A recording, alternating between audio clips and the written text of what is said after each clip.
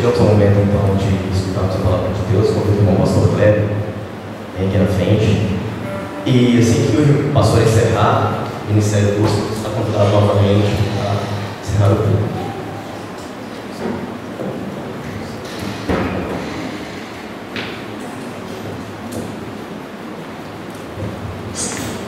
Boa noite, gente. Tudo bem aí? Tranquilo?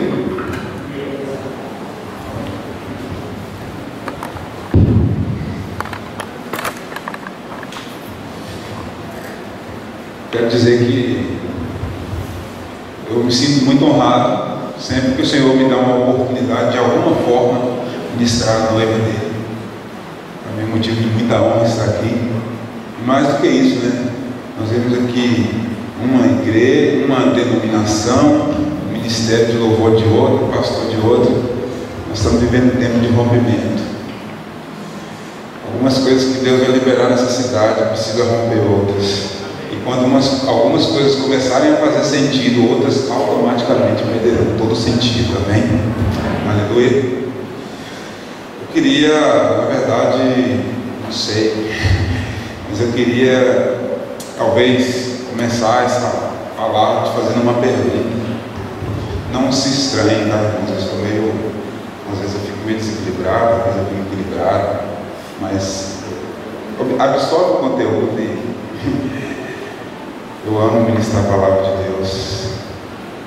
Eu amo compartilhar aquilo que Deus tem colocado em nossas vidas. Eu queria te fazer uma pergunta. Você está contente com a sua vida, meu Deus?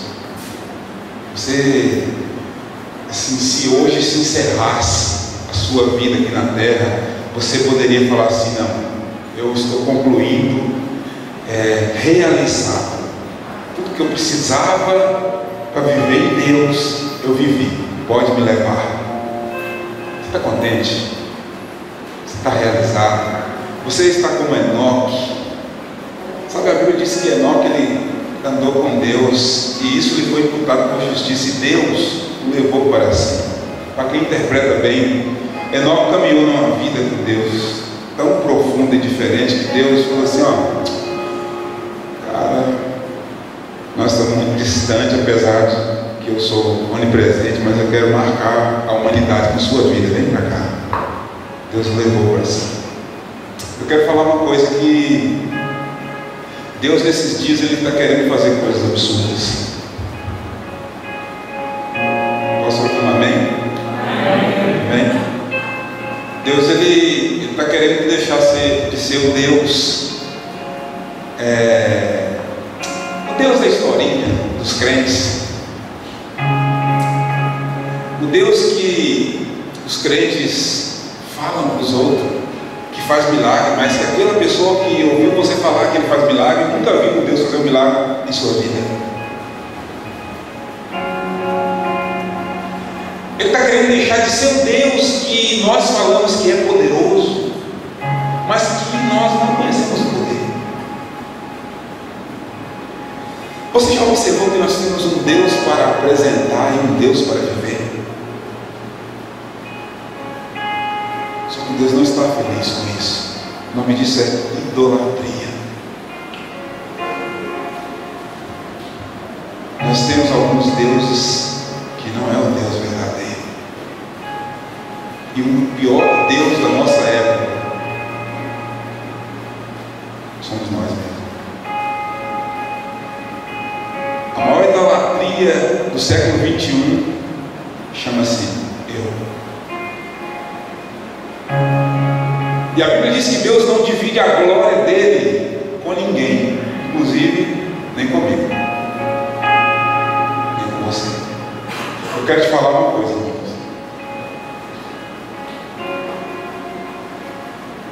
Talvez eu estrague a sua noite, mas você vai sair daqui com um monte de interrogação.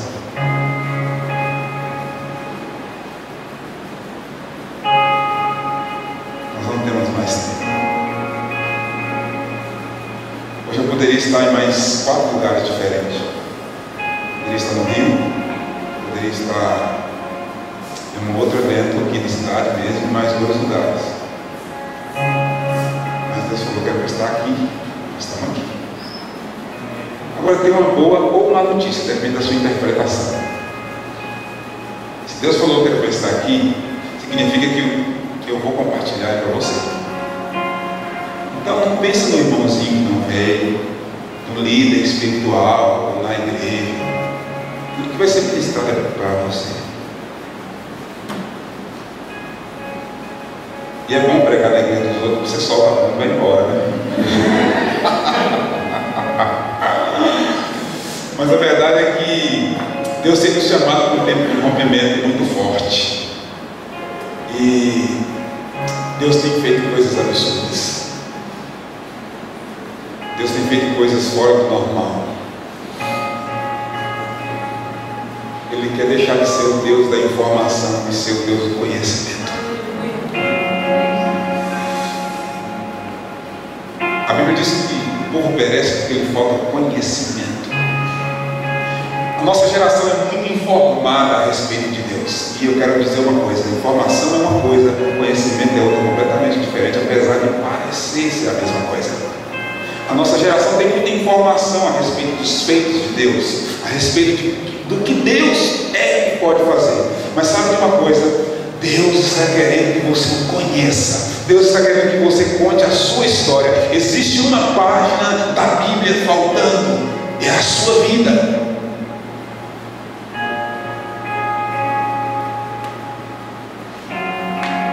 Talvez eu não volte demais, né? Já comecei com a heresia, falando que a Bíblia está faltando uma página. Ai, Jesus, eu queria tanto ministrar um negócio aqui, mas não sei. Vou deixar Deus fazer. Olha, o livro de Reis conta uma história muito forte que mudou a minha vida há alguns 2, 3 meses atrás, completamente. Um dia após Deus ministrar a palavra que eu quero ministrar para vocês, se eu conseguir, ele ministrou no meu coração o que eu vou falar com vocês. Eu tenho uma reunião normalmente com uma equipe que viaja comigo pela manhã. E um dia Deus ministrou essa palavra que eu estou querendo tentar ministrar para vocês. E no outro dia, disse: não, acho bom ficar aí, porque eu fico paradinho. No outro dia, ele me falou, me deu uma palavra muito forte. Isso foi impactante. O povo de Israel estava sofrendo de uma fome terrível. E eles entraram para dentro da cidade, fecharam os muros. E o exército inimigo veio e acampou ao redor. O exército inimigo estava tão convicto da vitória que eles falaram assim: vamos ficar acampados aqui do lado de fora, deixa morrendo, deixa morrer mais gente, aí depois a gente ia para uma cidade. A fome era tão terrível que a Bíblia diz que só tinha 5 cavalos do exército vivo. Mas tem um detalhe: tinha um homem de Deus lá no meio daquela cidade, chamado Eliseu. Eliseu chama o servo do rei, fala assim: vem cá, eu quero compartilhar a obra de Deus na sua vida. Falou assim: amanhã, a essa hora, a fome vai acabar. E um punhado de farinha será comprado por uma moeda de prata. Você sabe o que o servo do rei fez? Olhou para a cara de Eliseu e deu uma risada. Você acredita nisso? Aí Eliseu assim: acredito. E vou te falar mais: você vai ver com os seus olhos, mas não vai comer um punhado de farinha. Do lado de fora do muro tinha 4 leprosos. Eles estavam com fome e excluídos da sociedade porque eram leprosos. Ao redor da cidade estava o exército inimigo esperando igual a gente. Daqui a pouco a gente entra. Os leprosos viraram para o outro e falaram assim: se nós ficarmos aqui, nós vamos morrer de fome, como todo mundo está morrendo. Mas se nós formos contra o exército inimigo, eles vão nos matar ou nos prender. E se nos prenderem, vão nos dar comida que viveremos. Vamos lá. Um leproso olhou para o outro, e falou assim: vamos, não temos nada a perder. E eles foram em direção ao exército inimigo. E a Bíblia diz que o exército inimigo ouviu um barulho de um grande exército vindo em direção deles e disseram uns para os outros: eles contrataram os egípcios para nos matar, vamos fugir. e abandonaram tudo. Largaram ouro, prata, comida, cavalos e barracas. Os leprosos chegaram, tinha ninguém, comeram, pegaram o ouro, pegaram o prata e mandaram avisar o rei: ó, tem exército aqui não, tem inimigo aqui não. O rei com medo mandou: vai só uns homens lá, porque somos poucos. Quando chegaram lá, conferiram que realmente o exército inimigo tinha ido embora. Sabe o que Deus falou comigo? Falou assim, duas coisas importantíssimas. Cleber, se o servo do rei não der ouvido às palavras dos profetas, eles vão ser pisoteados pelos famintos. Aquele servo do rei que foi o primeiro que teve o privilégio de ouvir a palavra do profeta, no dia, a Bíblia diz na contemporânea, na linguagem contemporânea, que de um dia para a noite o preço da comida despencou. E o rei mandou o servo dele, que tinha escutado a palavra, e o portão controlar. Os famintos pisotearam ele. Morreu pisoteado pelos famintos. Isso foi a primeira lição que eu tirei. A segunda lição foi: se nós, servos do rei, não acreditarmos, não tomarmos uma posição, os leprosos vão entrar na promessa antes de nós. Os leprosos. Eu vivo no meio de um povo neopentecostal e muitos anseiam dons espirituais, batismo com o Espírito Santo, e alguns pagam até um preço alto por isso, e às vezes não conseguem. Eu estava ministrando em Belo Horizonte, na igreja de Sêmane, e eu fiz um apelo. Veio 3 rapazes e uma moça. Igreja cheia de gente. E eu pedi para que viesse, tinha muita gente à frente. E aí tem 3 rapazes. Eu pergunto: só vocês 3 estão recebendo Jesus? Aí a moça levantou a mão. Eu também, a moça estava um pouco de lado. Quando a moça levantou a mão, eu falei: vem pra cá, filha. Veio um rapaz com a mão no ombro dela. Então eu perguntei para o rapaz assim: você também está querendo receber Jesus? Eu falei: eu não. Eu não quero não. Ele caiu no chão, chorando, sendo batizado com o Espírito Santo, falando em línguas. Aí depois que chorou, você levanta aqui. E agora? Agora eu quero, pastor. Se o servo do rei não der ouvir, os leprosos vão entrar na promessa primeiro. Mateus 22, 14.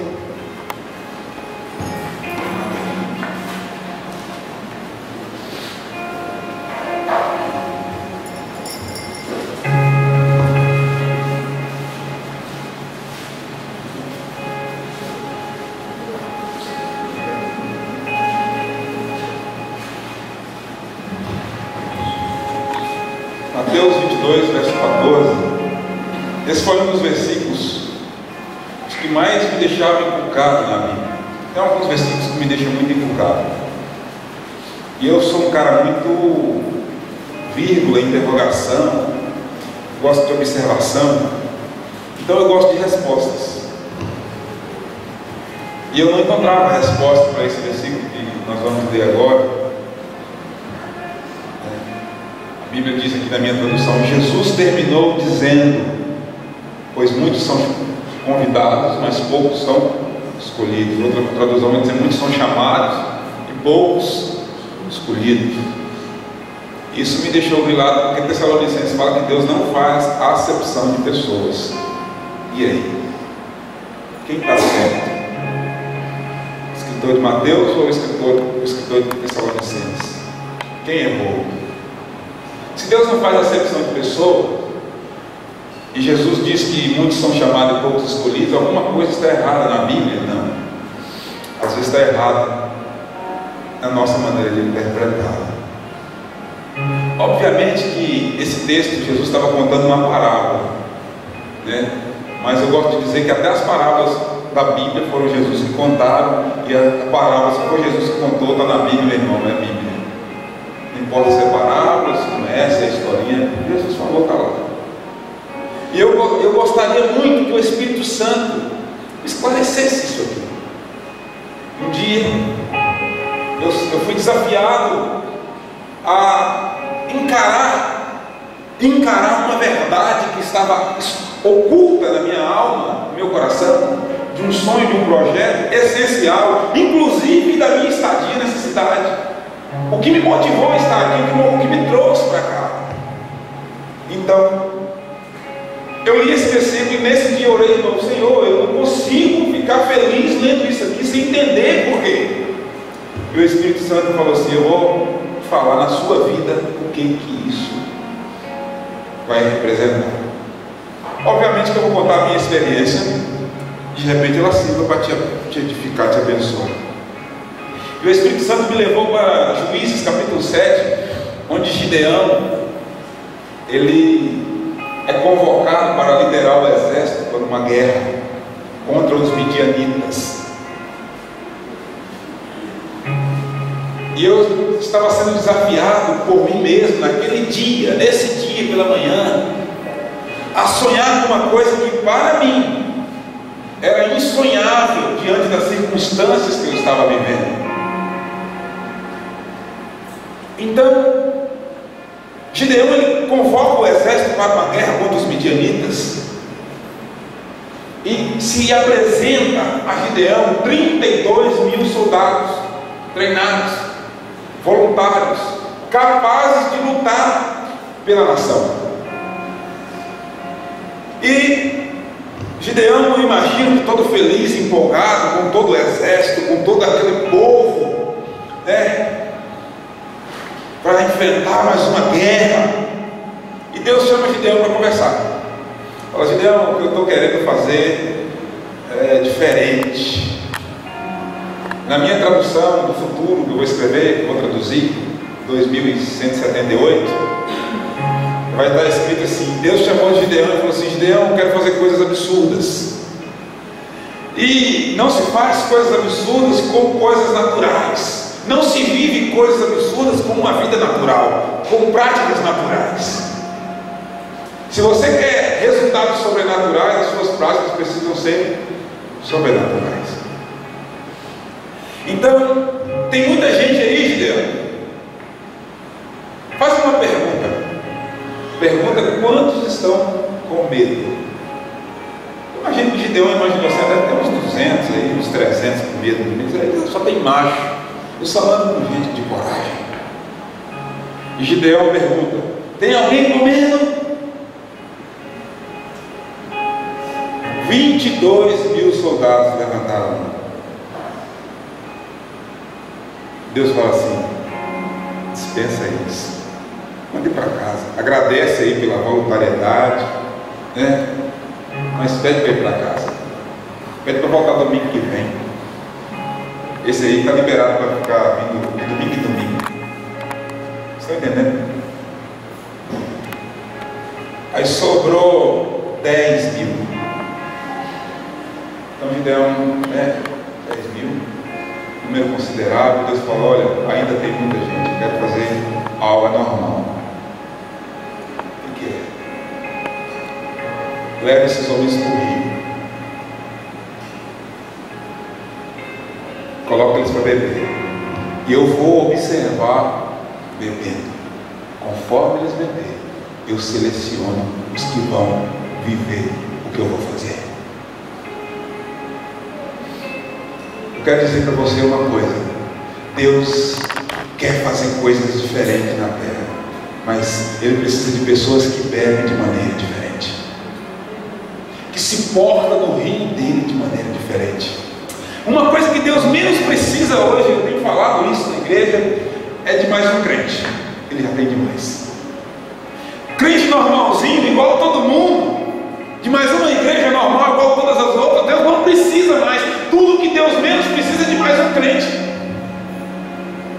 Parece que é um absurdo ouvir falar isso, né? Você é contra o evangelismo? Você não. Eu sou contra um evangelho sem poder, sem experiência, sem profundidade, sem nada, só o título. A prova de que o evangelho brasileiro ele não tem profundidade é que nós temos muito marketing gospel e não temos poder de Deus no meio do povo gospel. Cada lar cristão, está lá, o seu problema está lá. Não que uma vez convertido não exista mais problema, não é essa a mensagem que eu quero passar. Mas coisas tão simples que Deus já não faz mais no meio do povo que é de Deus. O povo de Deus tem recorrido. Nunca se procurou tantos psicólogos como nos últimos dias, no meio do povo de Deus. Nunca pediu-se tanto socorro às literaturas como hoje. E nunca se viu Deus sem se manifestar tanto como hoje. Irmãos, nós estamos falando de Deus agindo na terra. Nós chamamos Abraão de pai da fé.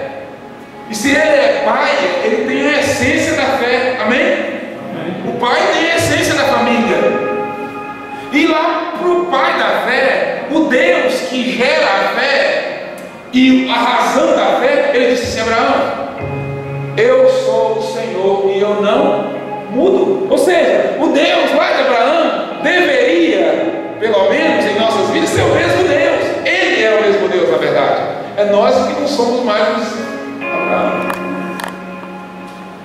Então, na verdade, o que nós estamos carecendo é de um rompimento na nossa vida religiosa, para que esse Deus que nós tanto pregamos e falamos, ensinamos, de fato se torne real em nossas vidas, em nossas reuniões, em nossos cultos.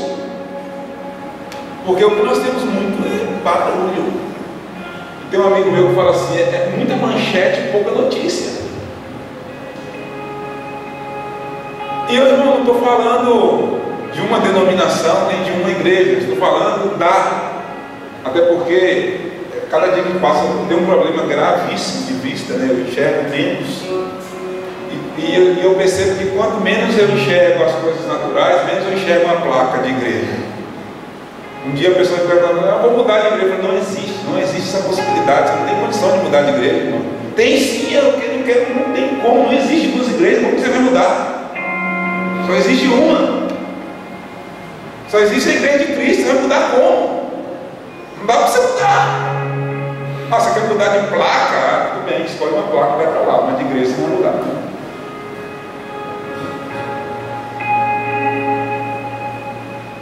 Sabe, irmãos, nós estamos falando da igreja. Eu, você, todos nós. E nesse dia Deus falou assim: Kleber, sabe o estado do seu coração que você está falando que é impossível? Você não tem a mínima condição de realizar. E o que você precisa de início, você não tem a mínima chance de fazer. Você não tem condições para isso. Mas eu quero te falar uma coisa: bebe diferente que eu faço coisas absurdas. Irmãos, eu vim para esse lugar, vim para essa cidade, não foi para abrir igreja, não foi para ser pastor de nada. Eu vim para cá para abrir um projeto de recuperação de drogados. O que me motivou a largar toda a minha vida, juntar as coisas, minha família, e me trouxe para cá, foi isso. Chegou aqui, as coisas mudaram, e aí, enfim, não é o caso, não aconteceu. Deus tem os meios de fazer. Mas eu fui visitar um irmão, fui fazer uma visita a um irmão, e eu saí visitado. Porque no final da visita, o irmão falou assim: pastor, como que você vai parar aqui? Era tudo que eu não queria ouvir. Porque eu teria que contar a minha história. E aí eu fui contar toda a minha história para estar aqui. E quando eu terminei de contar a minha história para estar aqui, sabe o que o irmão falou para piorar as coisas? Os irmãos, que Deus usa para tocar a alma do sujeito. Já estava na saída, já tinha até despedido. Você não está frustrado, não? Eu não tinha que fazer essa pergunta. Pelo amor de Deus. Irmão, ninguém nunca me fez essa pergunta. Então eu nunca respondi. Você é o primeiro, eu estou. Pois é, pastor. Você é um homem que prega desafio, que prega não sei o que, começou a me ripar, irmão. Vamos lá, pastor. Irmão, você tem noção do que é uma área de projeto de recuperação? Você tem ideia quanto eu custei? Você tem ideia que eu não tenho real? Mas ele me encheu de fé. No dia seguinte, Deus me deu essa palavra. Ele falou assim: se você se portar de maneira diferente, eu faço coisas absurdas. Meu Deus, então a partir de hoje eu faço um combinado. Nós vamos pirar nesse mundo, nós dois, eu e você comigo. Eu vou ser um cara diferente na terra. Irmão, 2 dias depois, Deus falou assim: vai lá no cara que tem o que você precisa. Meu Deus, você está louco?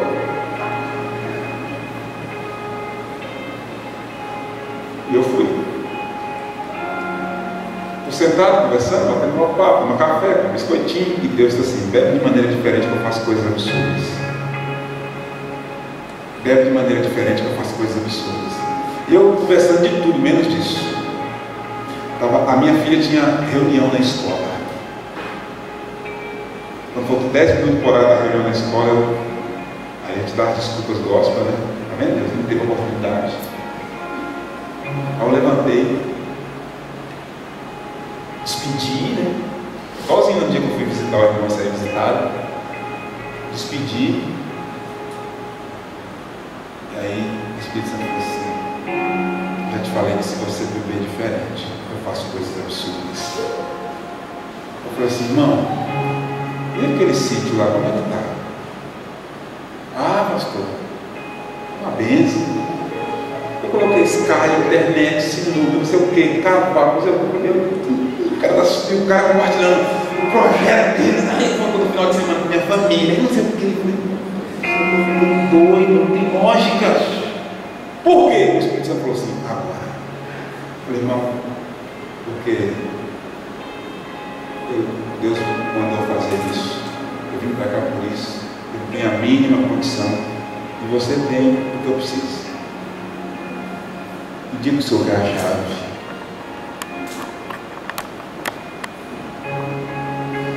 Aí o Espírito Santo falou assim: é diferente que eu faço coisas absurdas.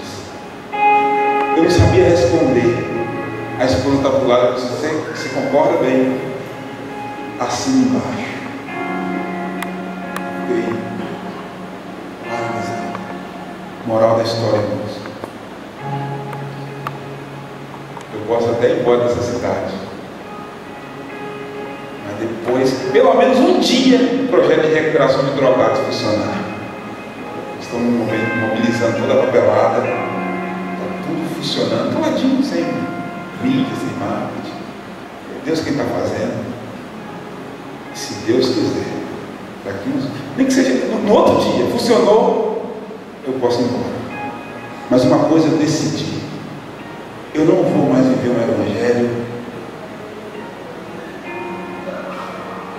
que não faz sentido ser evangelho. Eu não tenho mais tempo a perder. Eu não tenho mais tempo a perder. O grande problema da igreja evangélica é que nos foi impregnada uma mensagem verdadeira, mas com um conteúdo que nos engana. É que se Deus te prometeu, irmão, Deus vai cumprir.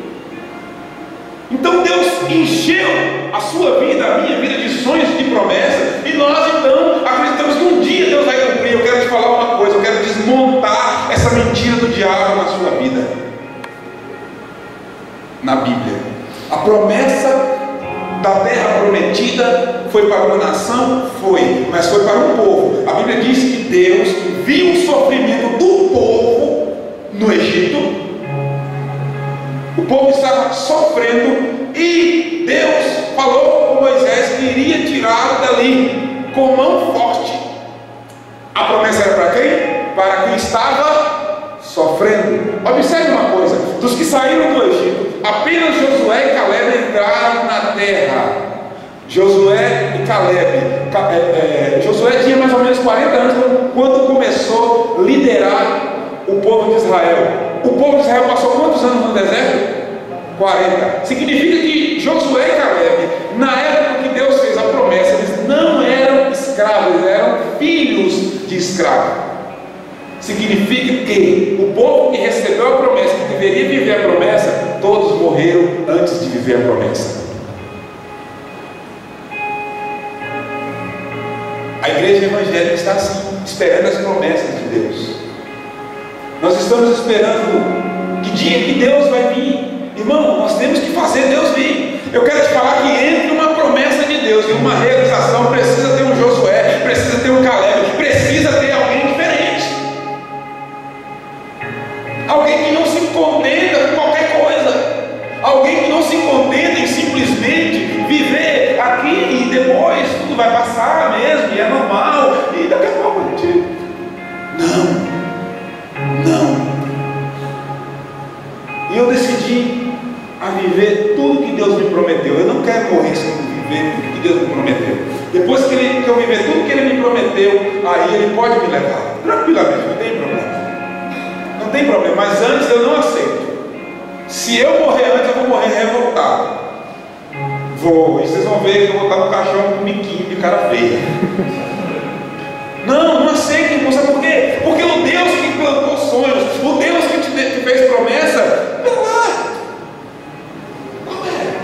Para quê? Para me fazer um frustrado no futuro? Deus não quer fazer o seu futuro uma frustração. Muito pelo contrário, Ele quer fazer do seu futuro uma realização. Mas para isso, eu não sei exatamente quantas mil pessoas saíram do Egito. A Bíblia diz que Josué e Caleb, apenas dos que saíram do Egito, apenas Josué e Caleb. Por quê? Você já estudou a vida de Josué? Já estudou? Como que ele era diferente de todo aquele povo? Sabe, nós queremos resultado diferente, mas queremos ser igual a todo mundo.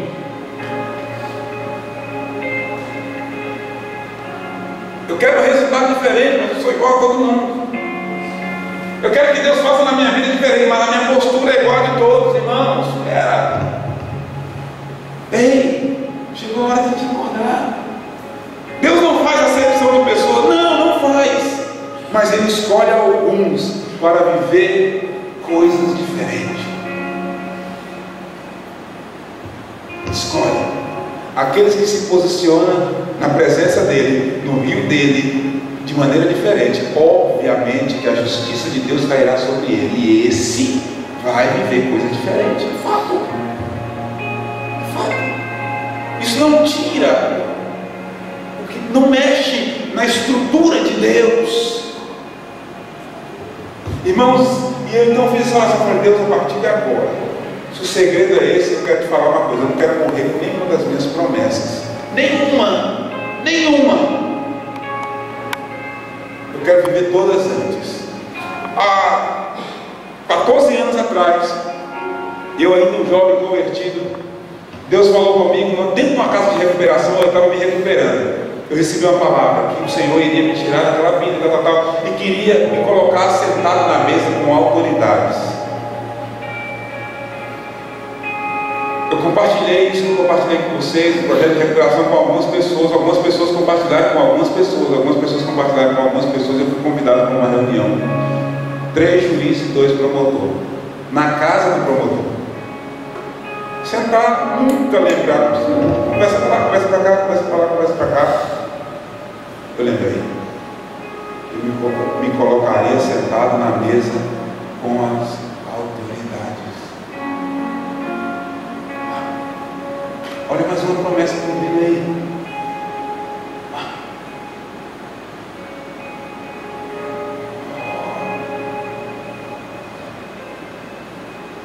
Deus me prometeu no início do meu ministério que Ele iria me levar pelo Brasil e pelas nações. Então me levou no Brasil, em vários estados, várias cidades que eu não sei contar para vocês. Só que eu tinha que me levar às nações. E nesses dias que Deus não morro sem me ver, deixa eu ver para mim. Eu entro na internet à noite, coisa que eu não costumo fazer. E tinha um irmão desesperado: cara, eu preciso falar com você. Tem um acampamento muito tradicional em Lisboa, em Portugal. Todo ano eles levam um brasileiro para ministrar lá. E o cara falou assim: cara, eu quero trazer você para ministrar no acampamento. Eu tomei um susto tão grande. Eu falei assim: não, mas por que eu? Ele falou assim: nós entendemos que esse momento É você que tem de Deus para nos dar. Que doideira é essa? Só que aí quando ele falou, irmãos, a data, eu falei, é quase que impossível, porque não há tempo hábil para o passaporte, não tem passaporte. Ele falou assim, mas se Deus falou que você tem o dele para nos dar, chegou a hora, alguma coisa vai acontecer. Irmãos, eu entrei no site da Polícia Federal e, incrivelmente, eu tirei um passaporte em 3 dias. Isso não é normal. Isso não é normal. Eu já tirou, sabe? 3 dias meu passaporte estava na mão. E eu pedi um passaporte de emergência. Eles me deram o passaporte normal. 3 dias depois a Polícia Federal entrou de greve. Aí eu estou achando que eu vou ministrar em Lisboa, de repente chega a lista de ministrações no e-mail: Espanha, Inglaterra, interrogação para a Itália. Tinha uma observação: dia tal, ministrar o culto da Igreja da Graça, sede de Lisboa, culto principal. Observação: nunca alguém que não fosse da graça ministrou nesse lugar. O que é isso, Deus?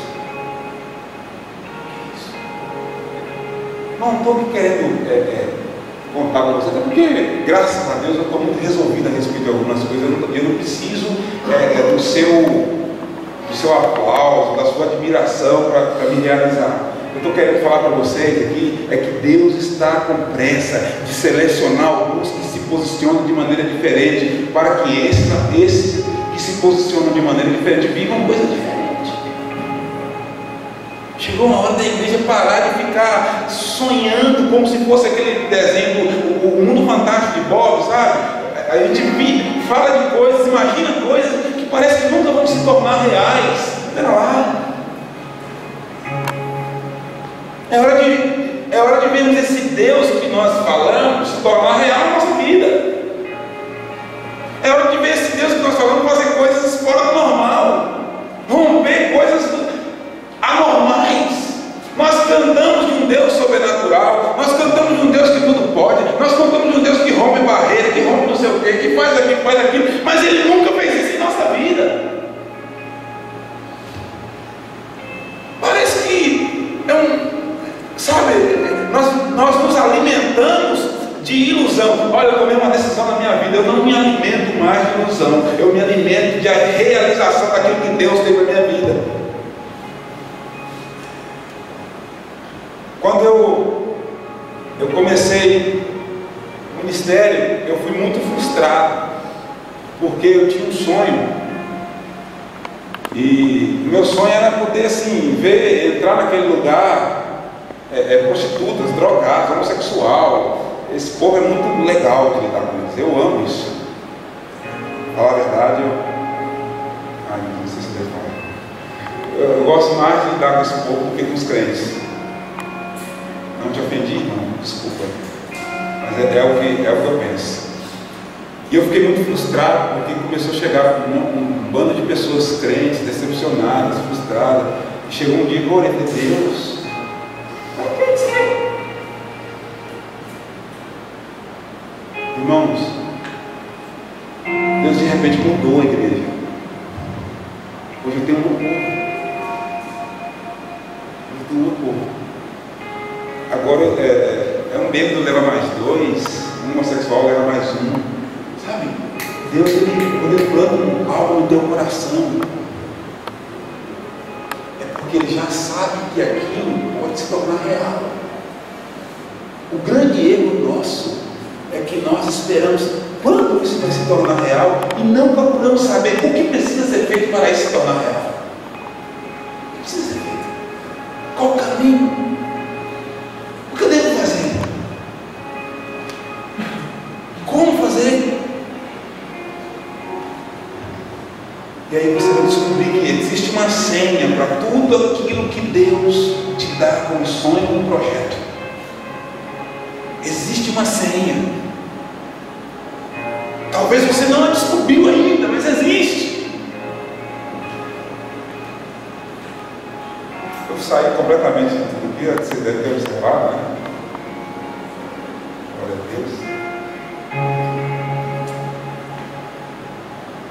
Irmãos, não sei se vocês estão conseguindo entender onde eu quero chegar, mas o meu sonho, o meu coração clama. Sabe, para te falar a verdade, eu estava muito frustrado nessa cidade, mas nos últimos dias eu até estou me alegrando. Eu tenho visto o povo se mobilizando, né? E quando a gente trabalha, a gente meio que larga de lado um pouco a vida dos outros. Eu tenho visto isso. Eu estou vendo cada mocidade se mobilizando. Aí a gente para de falar da Ágape, e a Ágape para de falar da casa de oração, porque nós estamos trabalhando, nós estamos vivendo, né? Não estou querendo dizer esse tipo. Estou falando de nós que estamos aqui, porque quem não está aqui, né? Se bem que o Lucão está aqui, então eu posso falar da Bíblia também, tá?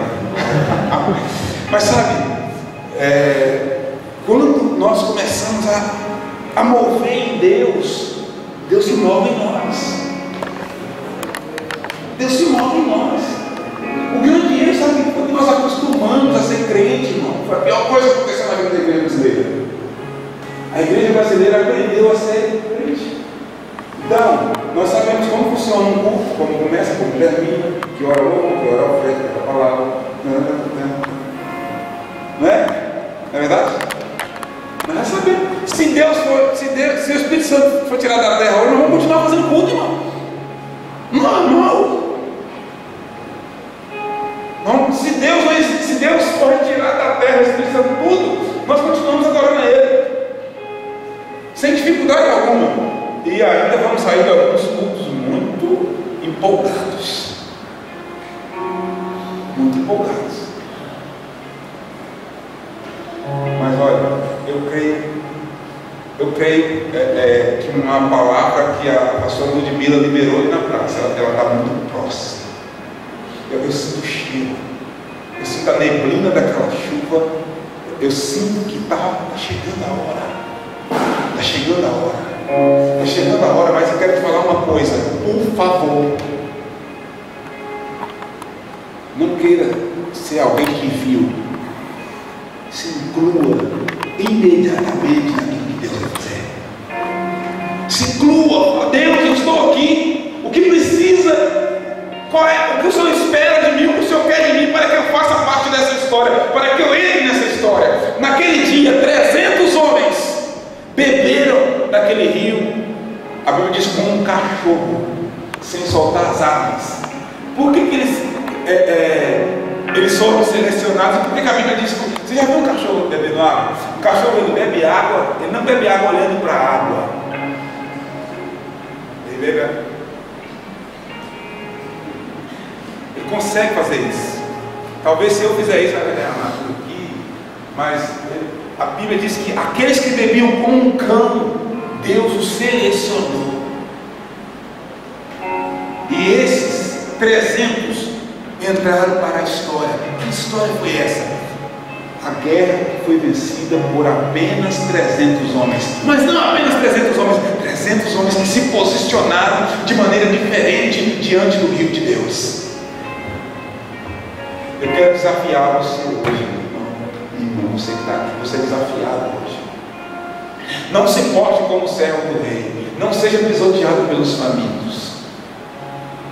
Nós não estamos brincando de culto, eu não tenho tempo nem idade para isso mais. Nós não estamos brincando de igreja. Eu estou falando com você na palavra de Deus. Deus está querendo te tocar com o toque da seleção para viver coisas sobrenaturais. E eu quero te falar uma coisa. Se você entender isso, decidir isso no teu coração e aplicar isso, você vai ver que isso não é a palavra do pastor, é Deus. É uma necessidade do coração de Deus, de ver pessoas se posicionando de maneira diferente, de ver pessoas desejando coisas diferentes e vivendo coisas diferentes. Então você vai observar que aquilo que parecia tão distante da sua vida, da sua realidade, está batendo na tua porta. Está batendo na tua porta.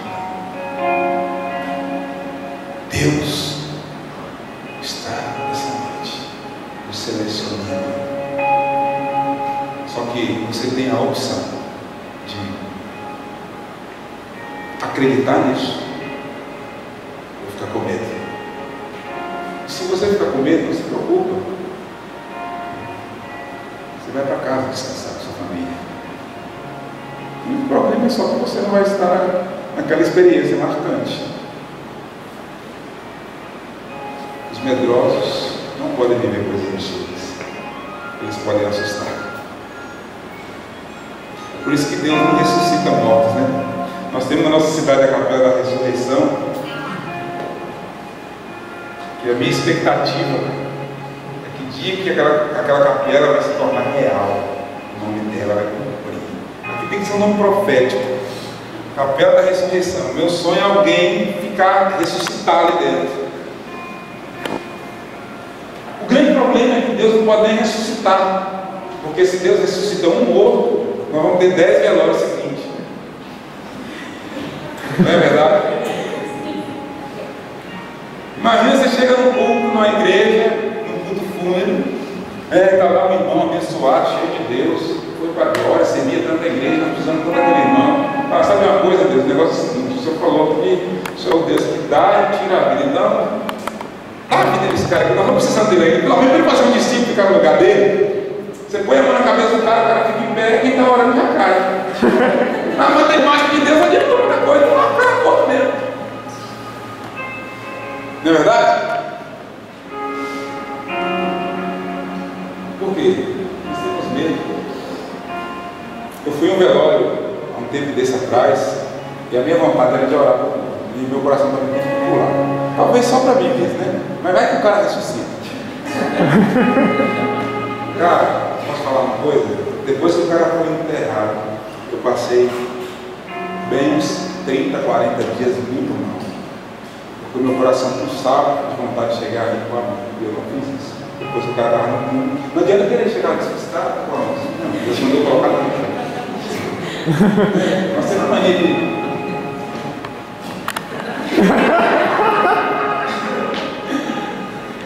Aí, não aconteceu nada. A lagartixa passa falando.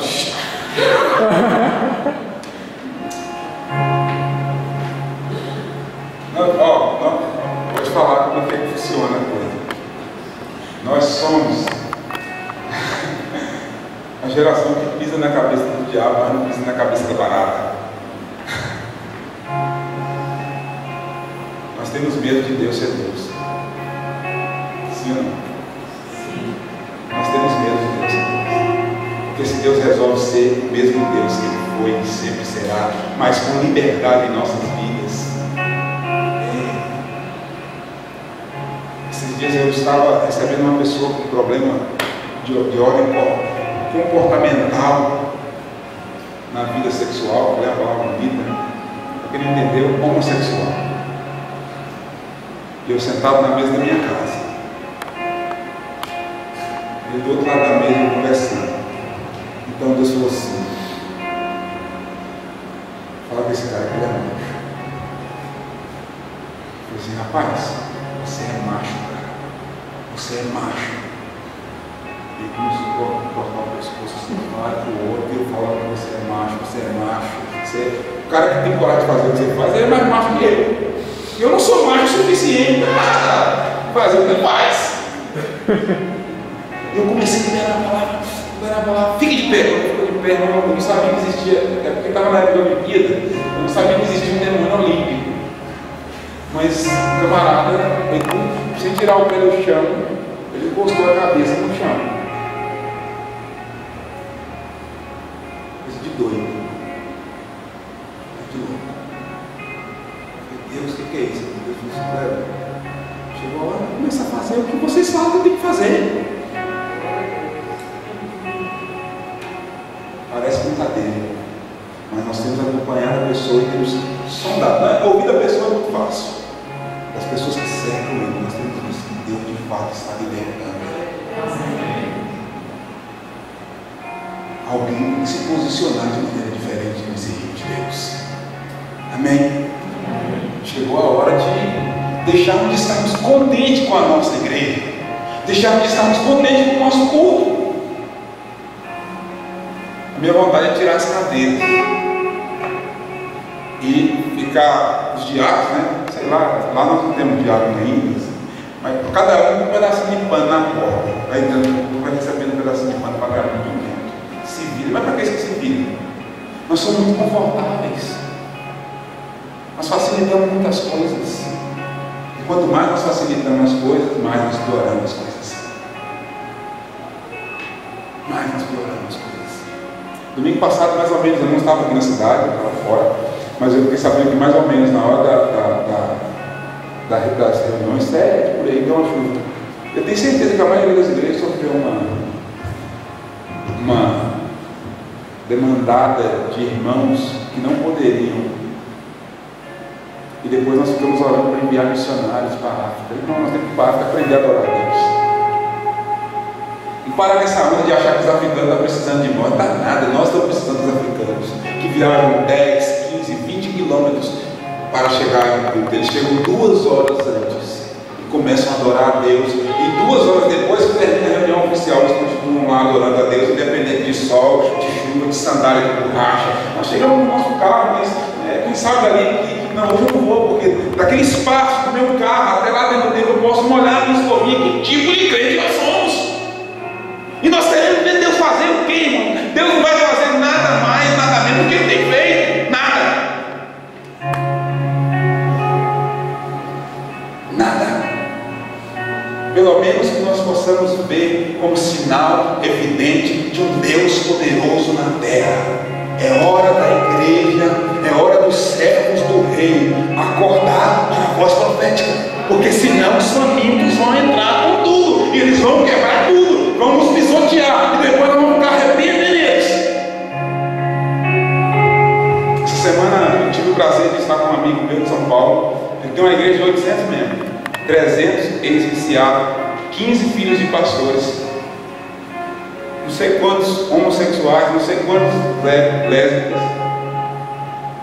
Cara, a igreja que eu mais amo ministrar, porque lá não precisa fazer esforço. Sério mesmo. Nós chegamos, o dia está passando som, eu estou orando, o povo está orando a Deus. Eu não preciso falar, irmão, vamos começar o culto, porque o culto deles começa quando eles põem o pé naquele lugar. Sabe por quê? São os famintos que nós colocamos para o lado de fora da cidade, mas eles estão muito mais dispostos a entrar na promessa do que nós, porque pensam, vamos nela perder, aqui nós vamos morrer de fome, vamos encarar os caras, vamos. Então eles vão chegar na promessa antes da igreja, antes do servo do rei, e o servo do rei vão ficar olhando. A Bíblia diz que naquele dia o preço da comida despencou da noite para o dia, um punhado de farinha se comprava por uma moeda de prata. Então o rei falou, vai para o portão da cidade, controla os famintos. E a Bíblia diz que os famintos pisotearam o servo do rei. Tem muito servo do rei dando risada das palavras proféticas. Mas eu quero te falar uma coisa, se você não atentar de uma vez por todas, chegou a hora, Deus vai fazer. E se Deus não puder contar com o servo do rei, Ele vai contar com os famintos. E não vai repreender faminto não, porque ele te atropela. Tem muitos jovens hoje na congregação que eu pastorei, que está muito mais íntimo de Deus do que eu já estou ficando esperto. Não tem lógica. Eu ensino, eles saem atropelando eu assim. Eles ficam com fome, irmãos. Chegou a hora, igreja. Chegou a hora. Chegou a hora de se... Quero falar para vocês e concluir. A águia vai te levar para dar um rolê. Quando você menos assustar, ela vai tirar o confortável do ninho. Quando você voltar, você vai ter espinhos, você vai ter que se virar. Vai ter que se virar. Só os espinhos na nossa vida para nos fazer aprender a voar. Porque enquanto o ninho estiver confortável, nós ficamos lá. Enquanto o ninhozinho estiver confortável, nós curtimos o conforto do nosso ninho. Então eu quero falar uma coisa. Alguns de vocês vão ter o conforto do ninho arrancado nesses dias. Não pense mal. É porque Deus está querendo te ver voar. Enquanto você tiver o conforto do ninho, você não vai voar. Falei que estava concluindo, mas agora eu vou concluir. No início do meu ministério tinha um homem que me sustentava. e eu preguei a morte dele. Ministério domingo à noite que, para Isaías ter uma experiência com Deus, Uzias tinha que morrer. Eu só não imaginava que Deus estava falando comigo. Na quarta-feira, meu Uzias morreu. Mas sabe uma coisa? Amo aquele irmão, um amigo de muitos anos da minha vida, mas ele me fez uma coisa. A ida dele me fez uma coisa: depender mais de quem de fato eu devo depender. Se depende de Deus, sim, eu dependo de Deus, mas o irmão daquele do meu lado, tem glória a Deus. Deus vai narrar amigos, porque chegou a hora da igreja começar a falar. Aleluia. Eu queria orar por vocês. Você pode ficar de pé, por favor? Me ajuda aí. Amém? Esse toque melódico cheio de unção.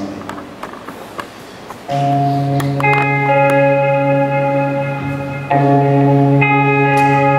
quero, se de alguma forma Deus falou com você e você entende que você precisa hoje tomar uma posição em alguma área da sua vida, eu queria orar com você. Eu sei que se você ficar no seu lugar aí e orar, a oração vai ter o mesmo efeito. Mas para você, seria bom, já que nós estamos falando de desconforto, eu queria orar por você, mas eu queria que você saísse do seu lugar e viesse aqui à frente. Você que entende hoje, olha, eu entendi que algumas coisas estão confortáveis, eu não tenho vivido o evangelho que eu acho que eu vivo, que eu queria viver, eu preciso mudar alguma